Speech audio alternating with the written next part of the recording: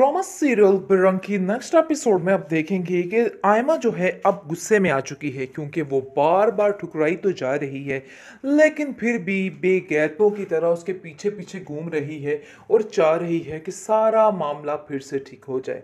लेकिन अफान उसको कितनी दफ़ा कह चुका है कि तुम जो कुछ सोच रही हो ये सब कुछ सोचना छोड़ दो क्योंकि ऐसा कभी भी नहीं हो सकता है।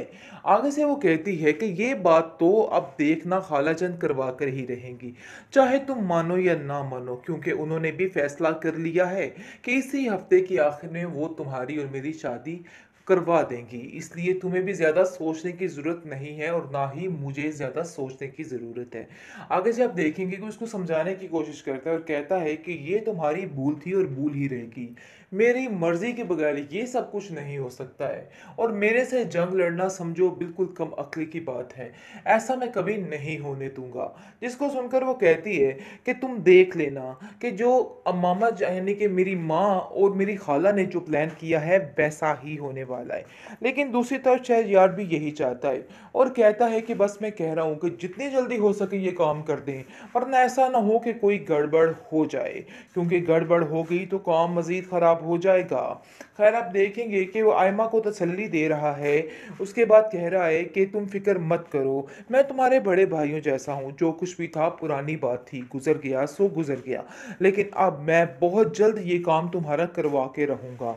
सिर्फ और सिर्फ एक ऐनी बेचारी की खातिर ये सारे मामला तय हो रहे हैं और हर कोई ये बातें कर रहा है। किसकी वजह से? सिर्फ और सिर्फ ऐनी की वजह से, ताकि ऐनी इस घर में अपने पंजे ना गाड़ ले। लेकिन ऐनी के पंजे इस घर में गड़ चुके हैं और वो दूर होने वाले नहीं हैं, क्योंकि लाख चाहे कोशिश कर ले एमल या कुछ भी कोई कर ले, लेकिन फिर भी वो अब यहाँ से जाने वाली नहीं है। ये ही उसका अटल फैसला है।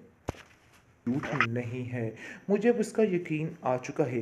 पहले आयमा की माँ जैसे ही उसके साथ ये बातें करती थी वो उस पर गुस्सा करती थी, लेकिन अब जो है एमल की सास इस बात पर यकीन करने लग गई है और कहती है कि वाकई तुम बिल्कुल ठीक कहती हो दुर्दाना, मुझे इन लोगों से बचकर ही रहना चाहिए और जितनी जल्दी हो सके फैसला कर लेना चाहिए, क्योंकि अगर मैंने अभी कुछ ना किया तो बहुत ज़्यादा मसला हो सकता है, बहुत ज़्यादा देरी हो सकती है।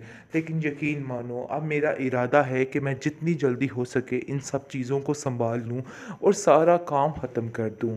तो इसको सुनकर वो कहती है, मैं तो आपको पहले ही ये समझाने की कोशिश कर रही थी कि हमें जितनी जल्दी हो सके इस मामलात को तय कर लेना चाहिए, क्योंकि जितनी हम देर करेंगे उतना ही मसला बढ़ता जाएगा।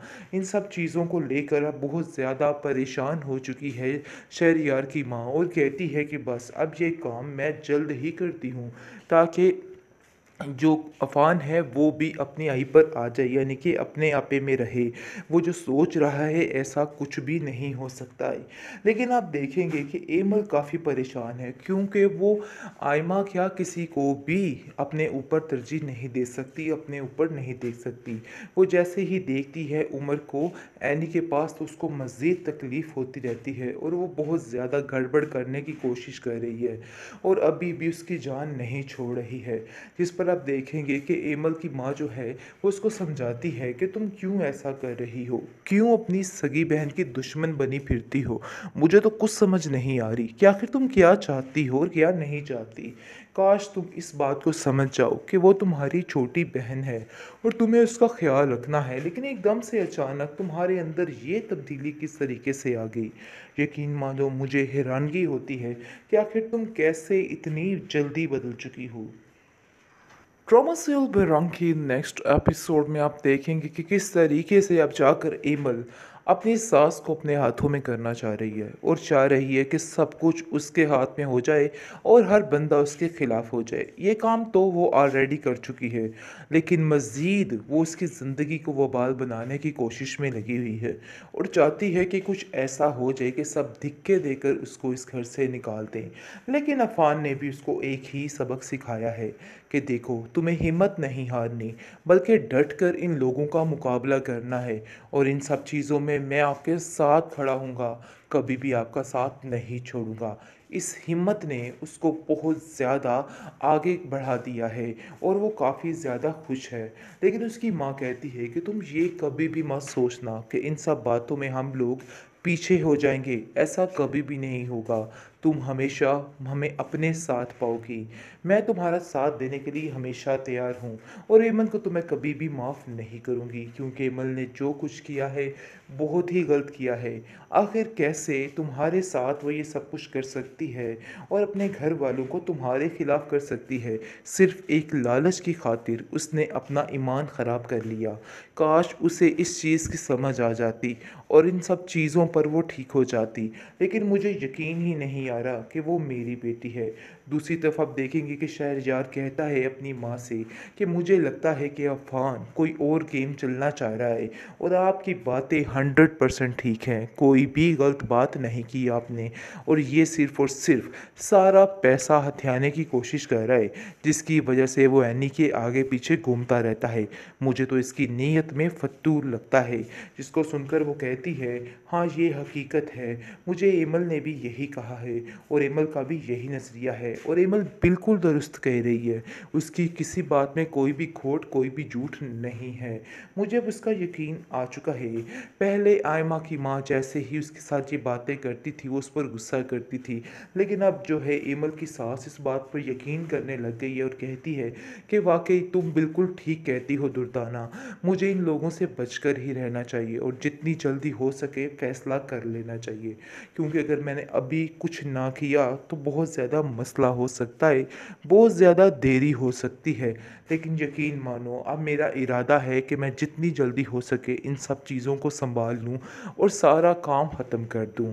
तो इसको सुनकर वो कहती है, मैं तो आपको पहले ही ये समझाने की कोशिश कर रही थी कि हमें जितनी जल्दी हो सके इस मामलात को तय कर लेना चाहिए, क्योंकि जितनी हम देर करेंगे उतना ही मसला बढ़ता जाएगा। इन सब चीज़ों को लेकर अब बहुत ज़्यादा परेशान हो चुकी है शहरयार की माँ और कहती है कि बस अब ये काम मैं जल्द ही करती हूँ, ताकि जो अफ़ान है वो भी अपनी आई पर आ जाए, यानी कि अपने आपे में रहे। वो जो सोच रहा है ऐसा कुछ भी नहीं हो सकता है। लेकिन आप देखेंगे कि एमल काफ़ी परेशान है क्योंकि वो आयमा क्या किसी को भी अपने ऊपर तरजीह नहीं दे सकती, अपने ऊपर नहीं देख सकती। वो जैसे ही देखती है उमर को एनी के पास तो उसको मज़ीद तकलीफ़ होती रहती है और वो बहुत ज़्यादा गड़बड़ करने की कोशिश कर रही है और अभी भी उसकी जान नहीं छोड़ रही है। जिस पर आप देखेंगे कि एमल की माँ जो है वो उसको समझाती है कि तुम क्यों ऐसा कर रही हो, क्यों अपनी सगी बहन की दुश्मन बनी फिरती हो। मुझे तो कुछ समझ नहीं आ रही कि आखिर तुम क्या चाहती हो और क्या नहीं चाहती। काश तुम इस बात को समझ जाओ कि वो तुम्हारी छोटी बहन है और तुम्हें उसका ख्याल रखना है, लेकिन एकदम से अचानक तुम्हारे अंदर ये तब्दीली किस तरीके से आ गई। यकीन मानो मुझे हैरानगी होती है कि आखिर तुम कैसे इतनी जल्दी बदल चुकी हो।